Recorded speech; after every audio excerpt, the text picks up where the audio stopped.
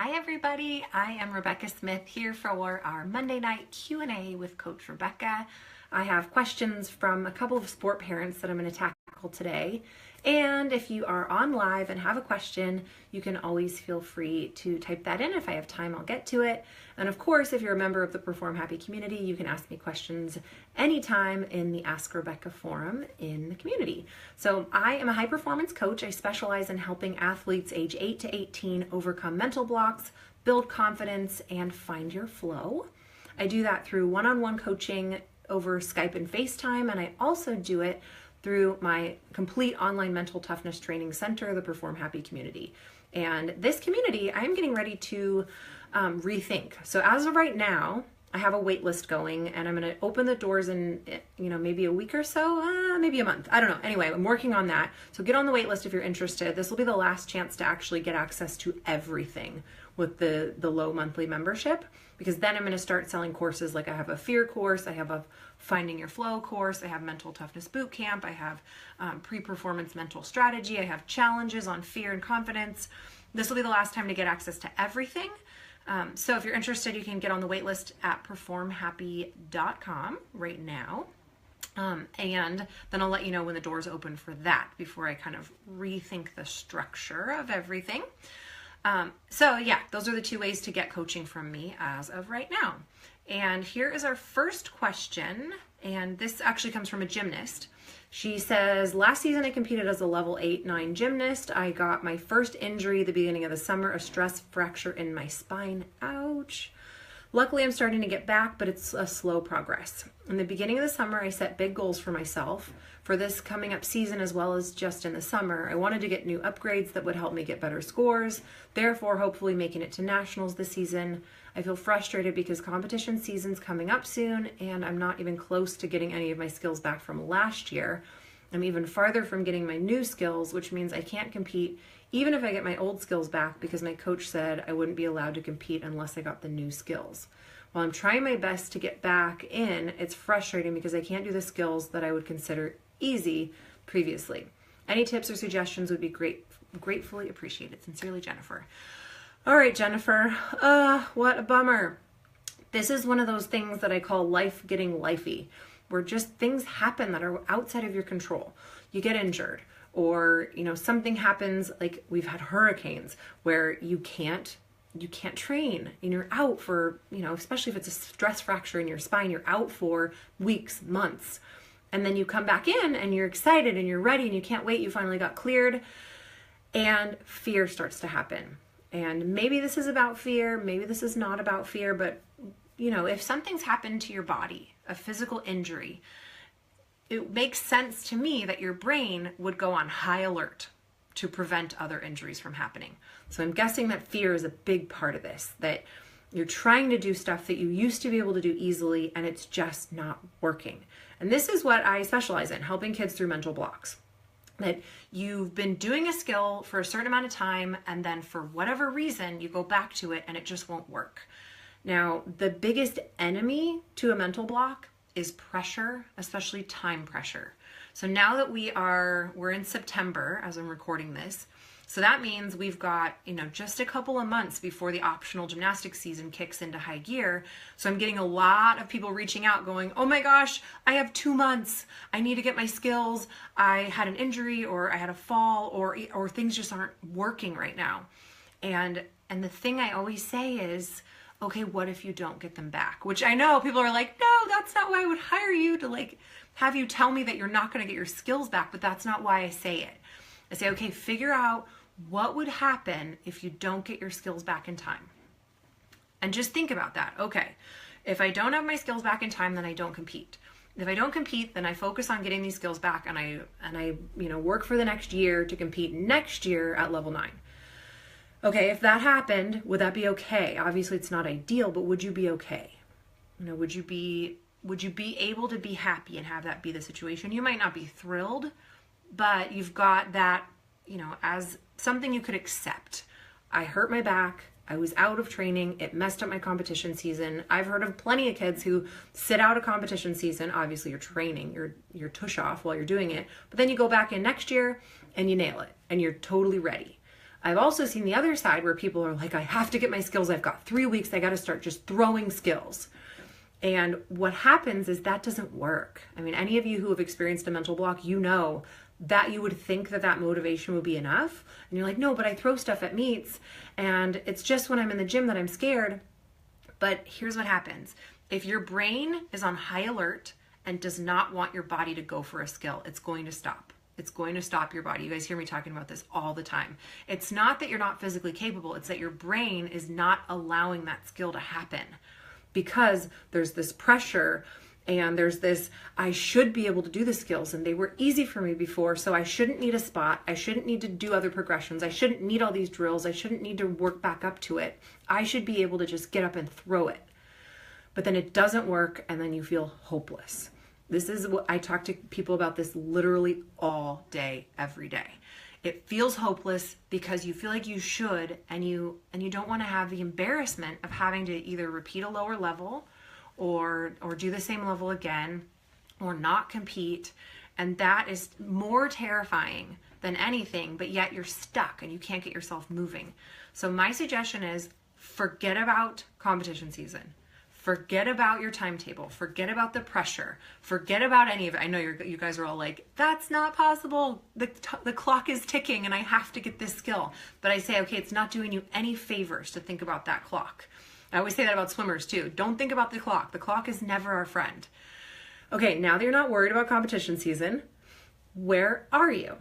Get rid of that should. What's real? You have to start where you are. What can you do today and what's next? And that's literally all you can do is go, what can I do now and what's next? And if all I can do now needs a whole lot of help from my coaches and means that I'm behind younger kids at getting skills, then that's just the way it is. And that's how it's going to be for right now. And it's not going to be that way forever. But you have to start where you are. You have to take the pressure off. You have to keep it in perspective. Okay, if you're trying and trying and failing and failing and trying and failing and trying and failing, your confidence is going down, down, down, down, down. Your hope is going down, down, down. And you eventually get to the place where you feel like it's impossible. From there, you can't get any skills done. Instead, if you're doing what you can, you're doing bit by bit, you're working back up to it, you're pretending like you've never done the skill before and you're just allowing yourself to humbly relearn it, then you get to feel like you're progressing instead of feeling like you're failing and failing and failing because you're not doing the skill you used to do, let alone the new skills and the upgrades. So the thing that I can't emphasize enough is just to, start where you are, wipe the slate clean, forget about where you should be, forget about where other people are. None of that's going to help you. It's not going to motivate you. And then start where you are and start making progress. And every single step forward, you get a pat on the back. You get a gold star. You get a high five. Even if you're only doing it with a spot and a mat and it's not what you know you're capable of. Just be there for now. If this whole season has to be a wash, that stinks. But it doesn't mean that your career's over. It doesn't. It just means it's a setback. And maybe you can get back in action. Maybe because you take the pressure off, it allows you to ask for the help you need, which allows you to get back in action sooner, and then you actually can compete. But I promise you, if you get stuck in the should and the time frame, it's going to slow you down. Okay? So don't rush. The mental block has a mind of its own. I know coaches ask me all the time, like, hey, your system's great, but we don't really have time for that. So how do we get it done by 3 weeks from now? And I'm like, yeah, well, it doesn't work that way. The brain's in charge. And if you don't follow the brain's instructions, then nobody wins. Nobody's going to get the skills. So I have a whole course on fear in the Perform Happy community. If anybody's interested, please get on the wait list because that's something that could be helpful. Okay, then I'm going to move on to the next question and tackle it as quick as I can. So first, this mom says, thank you for getting my 9-year-old past her backwards mental block. Hooray! She's now back to where she was last April. Although she trained all summer, she wasted a lot of time being punished and stuck. That's something I talk about a lot, that coaches being punishing, borderline abusive, leaving kids stuck instead of just helping them move forward really wastes a lot of time. But here's the issue. She says now she won't go to practice, at least 2 out of her 5 practices per week, so she's falling behind even more. Mom's tried to talk her into stopping and taking a break, but she doesn't want to. She's adamant that she wants to continue, but she hasn't been attending. The non-attendance began last year this time. Okay, so I'm always looking for patterns when I work with clients. Okay, so we're seeing a timing issue that There's, either she's in compulsory season or she's coming up on optional season. So that's something to consider. What clues are we going to get from that? She's had a sketchy season for level 4. She tested out a 5 and is working toward level 6. Okay, so she's got her season coming up. Her last season was not confident. My guess is that she's feeling stressed about having another unsuccessful season, especially if she's coming back from fear. Okay, mom wants her to stop gymnastics, and she's asking, how do I talk her into it? Nothing I've said has worked. Right now, all she knows is she has to show me she loves it enough to work through the conditioning even when she's tired. I told her she has until the end of September to make her 4 to 5 practices per week. At the end of September, I will put in her 30-day notice to stop. Then she'll have 30 days in October to make sure it's what she wants. She says she hates me for trying to make her stop something she loves. Cried and begged for music and a floor routine. She has an older sister who's a level 8-9 and a 13-year-old, which makes it hard for her to think it's the right thing to do to stop. She's also pretty talented, it sounds like, and she's had some success in the past. Okay, there's nothing wrong with her physically, and she gave her other options for a rec gym, and she didn't want to do that. So mom wants to know, how can I tell her to move on? Okay, so I'm going to answer that question in my own way here. So my thoughts for this mom are, here's what to do. The first thing you want to do for any parents who are like pretty dissatisfied with their kids not wanting to go to practice, the first thing to do is to observe and ask questions. Now, this is super difficult. I have a course in the community on peak performance parenting, and the first thing I tell you to do is become neutral, which obviously this mom's she's got an opinion on what she wants to have happen. Most of us parents have an opinion on what we want for our kids, but the best thing you can do is actually set that aside. Yes, you have an opinion. Yes, you think you know what's best for your kid, but I'm gonna ask you to pretend like you don't have an opinion and start to observe what's going on and ask some questions. So some questions to ask are, is this anxiety new? Doesn't sound like it's new. This happened this time last year. Has it happened in between? What's the timing of it? What's going on that's bringing it on? A big thing that comes to my mind is it could be social issues, fear of embarrassment. She might be set back from other kids. Natasha's saying it's so hard but really works to be neutral. It's kind of crazy. You give a kid something to push against and they will push. You give them nothing to push against and they're like, I guess I'll lean on my parents then and tell them what's really going on. And then you get to be the support that they really want. Okay, so questions to ask. What's the fear? What's going on? How is the social dynamic? Are there bullies on the team that you don't know about? Is the coach being borderline abusive? This is something that you mentioned in your question. Is her brain pushing her to avoid something scary? That's something we talked about in the last question. Her brain's in charge. So if there's an avoidance going on, there's some kind of fear happening, whether it's conscious or not for her.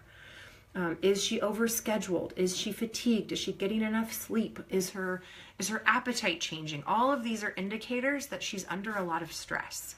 You said this time last year this kicked in. This is the beginning of the school year.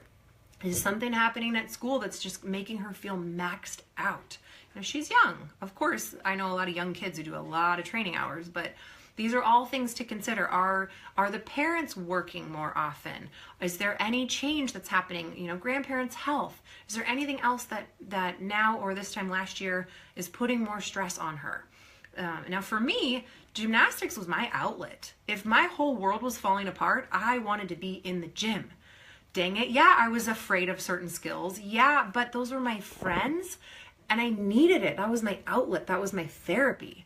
So if my mom would have said I needed to quit, I would have been like, oh my gosh, I can't survive it without my sport and my girls and my routine and my structure. So my suggestion is to listen to her, and when I say listen, I mean, don't tell her anything. Like, this is going to be so hard. Don't tell her what you think you want her to do. Don't tell her what you want her to know. Instead, ask good questions that are not guiding her, but they're just, looking for, what can you help her learn? What can you help her discover? And then be neutral and just literally repeat back to her what she says to you. Even if it makes no sense and you think it's ridiculous, just repeat back to her. Okay, it sounds like this. Yeah, is that right? And just like zip it, bite your tongue. Don't say anything. and validate her feelings. It sounds like you're afraid that blah, blah, blah, blah, blah. Is that right? And then you're not like, so you should quit. Then you're like, oh gosh, that's got to be so hard for you. What do you think you want to do? And then patience is really critical here. And I want to encourage you to encourage rather than force.